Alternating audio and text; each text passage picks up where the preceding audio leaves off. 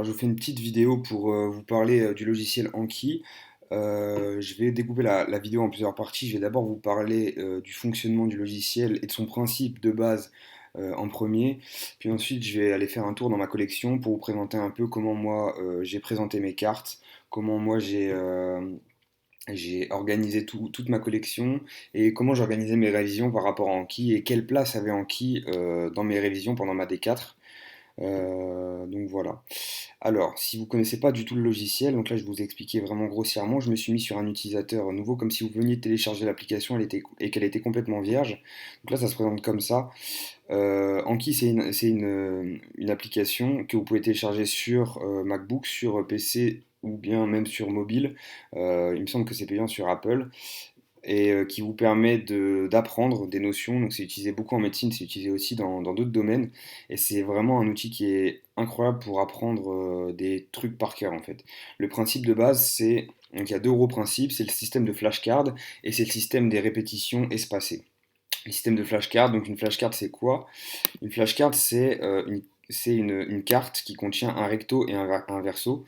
Donc là par exemple je vais créer une flashcard, on va dire je sais pas la capitale de la France par exemple.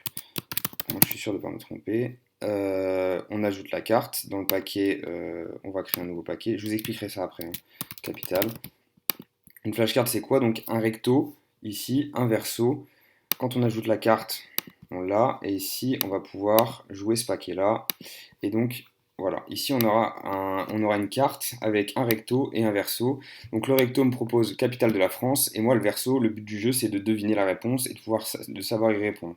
Donc c'est vraiment un système qui permet de vous interroger directement sur vos connaissances plutôt que de lire simplement une fiche que vous avez faite où vous posez jamais la question de est-ce que je le savais déjà avant de le lire ou pas. Là c'est un système un peu plus poussé qui permet vraiment de vous interroger à chaque fois sur est-ce que la connaissance je l'avais ou est-ce que je l'avais pas.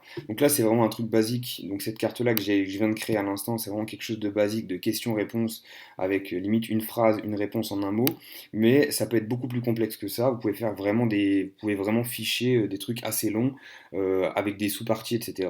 Et ça peut vraiment être un support de cours moi je l'utilisais en tout cas comme support de cours principal. Et toutes les connaissances que j'avais dans mes référentiels pendant la D4 se sont retrouvées sur mon logiciel Anki et je l'utilisais comme support d'apprentissage principal.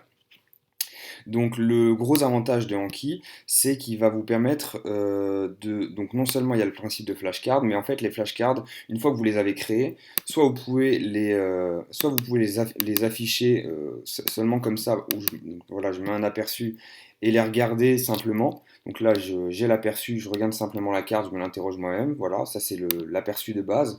Ou soit vous pouvez ce qu'on appelle les jouer.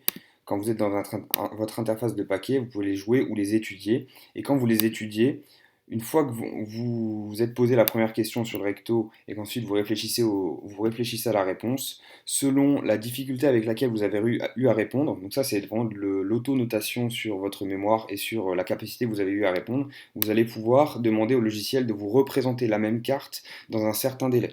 Si vous avez considéré que c'était quelque chose que vous saviez bien et qui était facile à répondre, vous pouvez dire voilà, je veux que le logiciel me représente la carte dans 4 jours. Donc dans 4 jours, il représentera exactement la même carte et vous réinterrogera sur la même notion.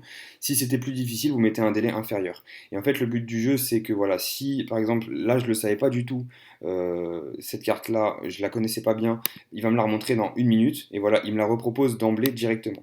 Et donc là, la seconde fois, je peux dire, voilà, là c'était facile, je le savais bien.